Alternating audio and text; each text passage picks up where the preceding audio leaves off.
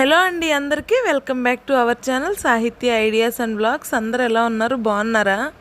మీకు ఒక చిన్న రిక్వెస్ట్ అండి. ఫస్ట్ టైం కానీ మన ఛానల్లోని వీడియో చూస్తున్నట్టయితే వీడియోని లైక్ చేయండి, అలాగే ఛానల్ని సబ్స్క్రైబ్ చేసుకోండి. తద్వారా మన ఛానల్లోని వీడియోలు మీకు నోటిఫికేషన్లో వస్తాయి. వీడియో ఎక్కడ స్కిప్ చేయొద్దు, చివరి వరకు చూడండి. వీడియో నచ్చితే లైక్ చేయడం మాత్రం మర్చిపోవద్దు. మీరు వీడియోని లైక్ చేయడం వల్ల ఈ వీడియోని యూట్యూబ్ ఇంకొంతమందికి రిఫర్ చేస్తుంది. ఈ వ్లాగ్ అయితే నా Saturday daily routine vlog. Maximum ప్రతి సాటర్డే నా డైలీ రొటీన్ అయితే ఇలానే ఉంటుంది. ఈరోజు అయితే మార్నింగ్ నుంచి ఈవినింగ్ వరకు మొత్తం కంప్లీట్గా అయితే షూట్ చేశాను. ఎక్కడ స్కిప్ చేయకుండా చూడండి. ఐ హోప్ ఈ వీడియో మీకు నచ్చుతుంది అని నేను అనుకుంటున్నాను. ఈ వీడియో ఎప్పుడో అప్లోడ్ చేయాల్సిన వీడియో, బట్ ఎడిటింగ్ కొంచెం అన్కంప్లీట్గా ఉండడం వల్ల కొంచెం లేట్గా అయితే పోస్ట్ చేస్తున్నాను. ఈ వీడియో తర్వాత తీసిన వీడియోలు అయితే ఆల్రెడీ పోస్ట్ చేసేసాను. ఈ వీడియో అయితే ఉండింది, సో ఈరోజు అయితే పోస్ట్ చేస్తున్నాను.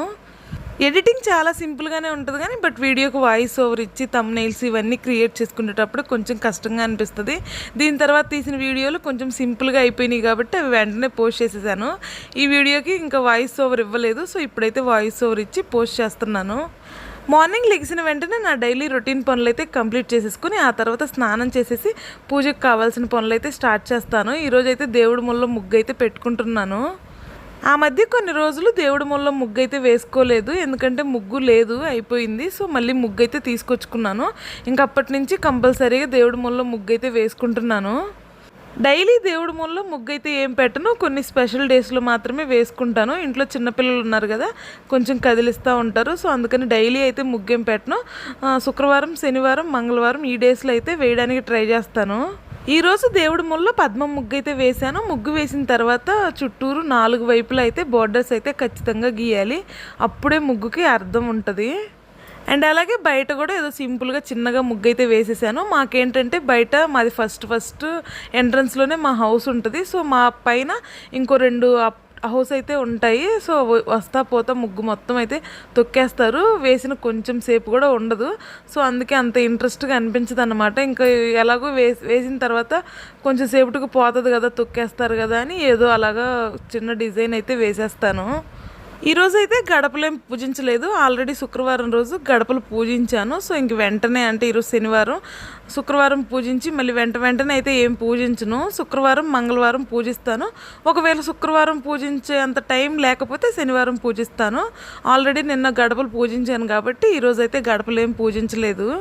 ఈరోజు ప్రసాదంలోకి నిమ్మకాయ పులిహోర అయితే ప్రిపేర్ చేద్దాం అనుకున్నాను. సో స్నానం చేసి వచ్చిన వెంటనే రైస్ అయితే కడిగి పెట్టేసి ఆ తర్వాత ముగ్గు వేసుకోవడం, దేవుడి ముళ్ళ ముగ్గు పెట్టుకోవడం, దేవుడి గది క్లీన్ చేసుకోవడం, ఇలాంటి పనులన్నీ అయితే కంప్లీట్ చేసుకున్నాను. ఆలోపు రైస్ అయితే ఉడికిపోయింది.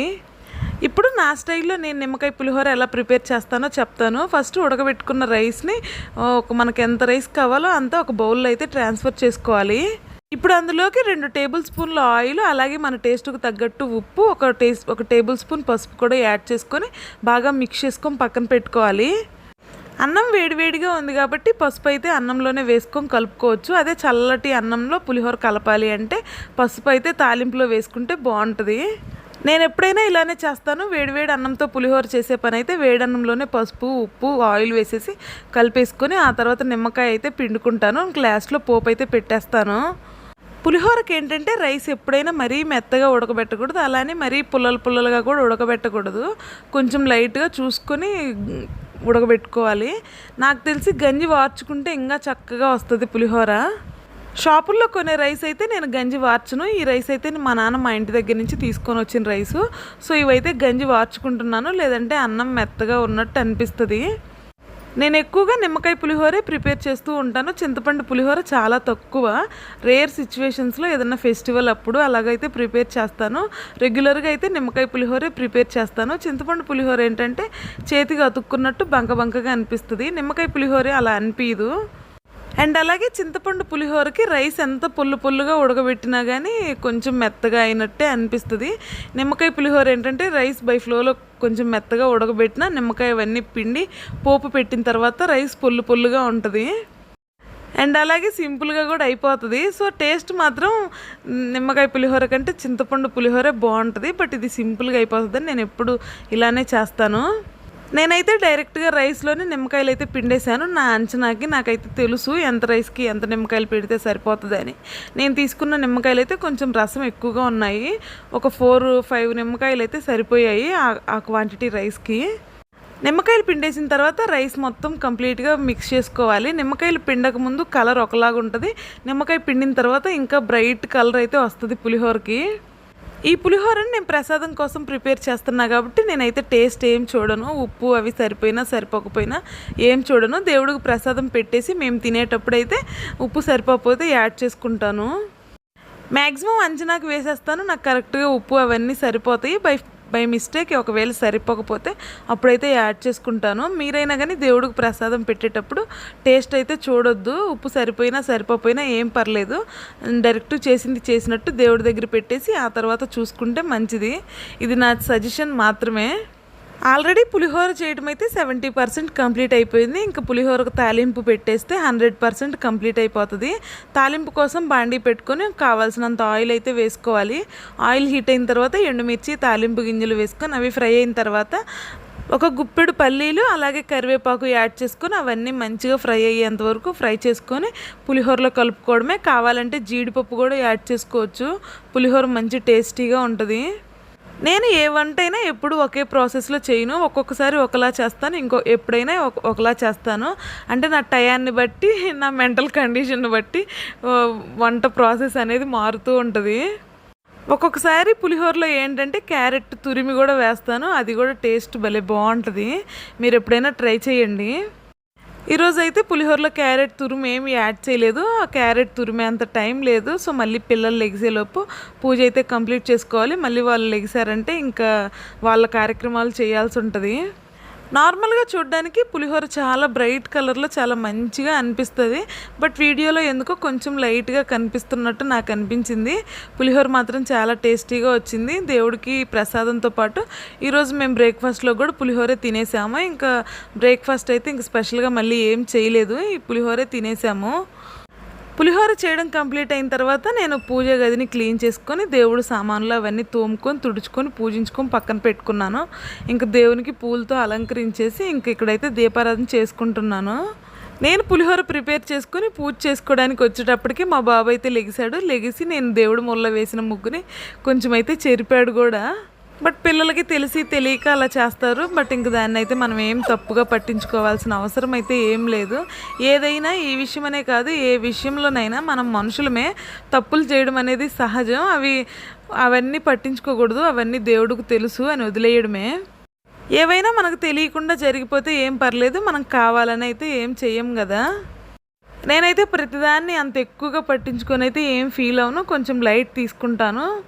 పూజ మాత్రం ఎప్పుడు చేసేలాగా రెగ్యులర్గా ఎలా చేస్తానో అలానే చేసుకుంటాను. కాకపోతే శుక్రవారం, శనివారం, మంగళవారం ఏంటంటే దేవుడి ముళ్ళో ముగ్గు వేసుకోవడం, గడపలు పూజించుకోవడం, ప్రసాదం ప్రిపేర్ చేసుకోవడం, ఇంకా ఇవి స్పెషల్గా ఉంటాయి. ఇంకా మిగతా డేస్లో అయితే ప్రసాదం ఏం ప్రిపేర్ చేయను. నార్మల్గా ఇంట్లో ఉన్న ఫ్రూట్స్ లేదంటే చిన్న బెల్లం ముక్కైనా పెట్టేసి పూజ అయితే చేసుకుంటాను, అంతే.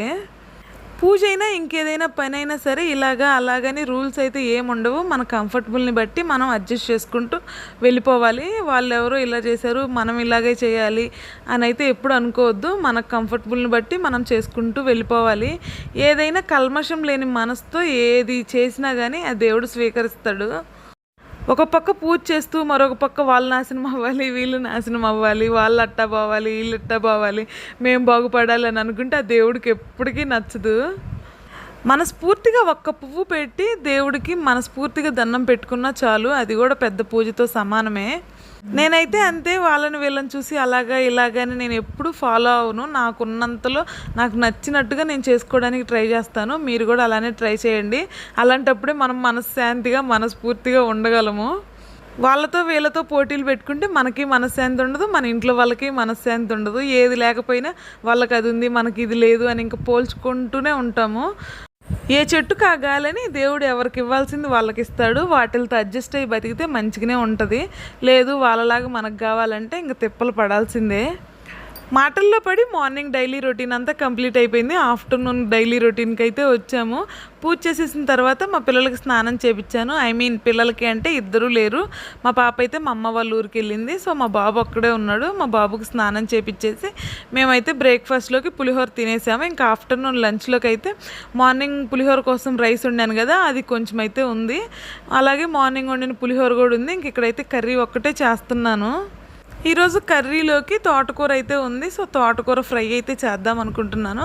శనివారం రోజు పప్పే వండాలి, ఆకుకూరలు వండకూడదు అని చెప్తా ఉంటారు కదా, అదేది నిజం కాదు. అసలు తినే దాంట్లో ఏముంటుంది చెప్పండి? పప్పే తినాలి, ఆకుకూరలు తినకూడదు, ఇలాంటివి అయితే నేను నమ్మను.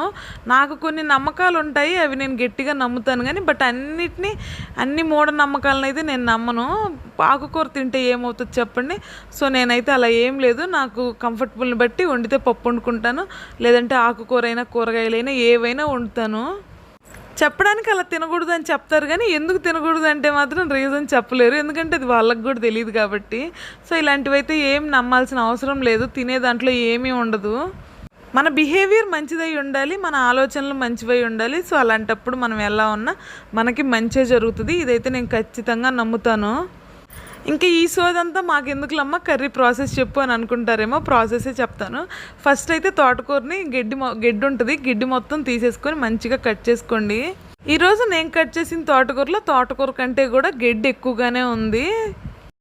హడావుడి ఏం పడకుండా కొంచెం జాగ్రత్తగా క్లారిటీగా చూసుకొని గడ్డి మొత్తం తీసేసి తోటకూర మొత్తం చిన్న చిన్న ముక్కలుగా కట్ చేసుకొని 2-3 టైమ్స్ వాష్ చేసుకోండి. ఏమైనా ఇసుక అలాంటిది ఉంటే పోతుంది. ఆ తర్వాత ప్యాన్ పెట్టుకొని కొంచెం ఆయిల్ వేసుకొని, ఆయిల్ హీట్ అయిన తర్వాత ఎండుమిర్చి, తాలింపు గింజలు వేసుకొని మనం ముందుగా కడిగి పెట్టుకున్న తోటకూరను కూడా వేసుకోవాలి. తోటకూర బాగా మగ్గేంత వరకు మగ్గించుకొని 4-5 వెల్లుల్లి నేను తీసుకొని బాగా నలగొట్టి ఆ తోటకూరలో కలిపితే ఫ్లేవర్ బాగుంటుంది. తోటకూర అండ్ అలాగే దంచి వేసిన వెల్లుల్లి ఇవన్నీ బాగా ఫ్రై అయిన తర్వాత టేస్ట్కి తగ్గట్టు ఉప్పు కారం యాడ్ చేసుకుంటే సరిపోతుంది. నేనైతే దేంట్లైనా కొబ్బరి కారమే వేసి వండుతాను. కర్రీ చేసేసి ఆఫ్టర్నూన్ లంచ్ కూడా తినేసాము. ఇంకా ఈవినింగ్ టైం అయితే ఈరోజు శనివారం కదా, మార్కెట్ ఉంటుంది. సో మార్కెట్కి వెళ్ళడానికి అయితే రెడీ అయ్యాను. ఈరోజు మార్నింగ్ నుంచి వంట పని చేస్తున్నా కానీ బౌల్స్ కానీ కౌంటర్ టాప్ కానీ ఏమాత్రం క్లీన్ చేయలేదు. సో ఇంక ఇప్పుడు మిగిలిపోయిన రైసు కర్రీ అవన్నీ తీసి పక్కన పెట్టేసి కౌంటర్ టాపు బౌల్స్ అవన్నీ క్లీన్ చేసేసి రైస్ వండి నేను మార్కెట్కి అయితే వెళ్ళాలి. ఫస్ట్ అయితే ఆఫ్టర్నూన్ మిగిలిపోయిన రైసు అండ్ అలాగే కొంచెం తోటకూర ఫ్రై కూడా మిగిలిపోయింది, అది మొత్తం తీసేసి పక్కనైతే పెట్టేశాను. ఇంకా మా హస్బెండ్ అంతలోకి టీ అయితే పెట్టిమన్నారు. సో కౌంటర్ టాప్ మొత్తం క్లీన్ చేసేసి ఆ తర్వాత మా హస్బెండ్కి టీ అయితే పెట్టాను.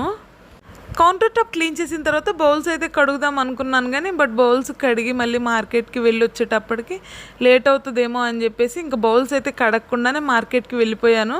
మళ్ళీ వచ్చిన తర్వాత బౌల్స్ అన్నీ కడిగేసుకున్నాను. ఈరోజు వంటగది ఏంటంటే మార్నింగ్ నుంచి ఈవినింగ్ వరకు ఏం క్లీన్ చేయకపోయినా కానీ అసలు మెస్సీగానే అనిపించలేదు. ఒక్కొక్క రోజు అయితే అసలు చాలా మెస్సీగా అనిపిస్తుంది ఎన్నిసార్లు క్లీన్ చేసినా కానీ. డైలీ ఇలా ఉంటే ఎంత బాగుండిద్దో, ఎంత తొందరగా క్లీన్ చేసుకోవచ్చో అనిపించింది. చాలా ఫాస్ట్గా అయిపోయింది, అసలు ఏం మెస్సీగా అనిపించలేదు. ఈరోజు పెద్దగా వండిన వంటలు కూడా ఏం లేవులేండి. మార్నింగ్ ఎప్పుడో రైస్ వండాను, అదే పులిహోర కలిపేశాను. ఇంకా ఆఫ్టర్నూన్ కూడా అదే తినేసాము. జస్ట్ ఆఫ్టర్నూన్కి కర్రీ ఒక్కటి ప్రిపేర్ చేశాను. ఇంకా పెద్దగా వండింది కూడా ఏం లేదు కాబట్టి కిచెన్ అంత మెస్సీగా అయితే అనిపించలేదు.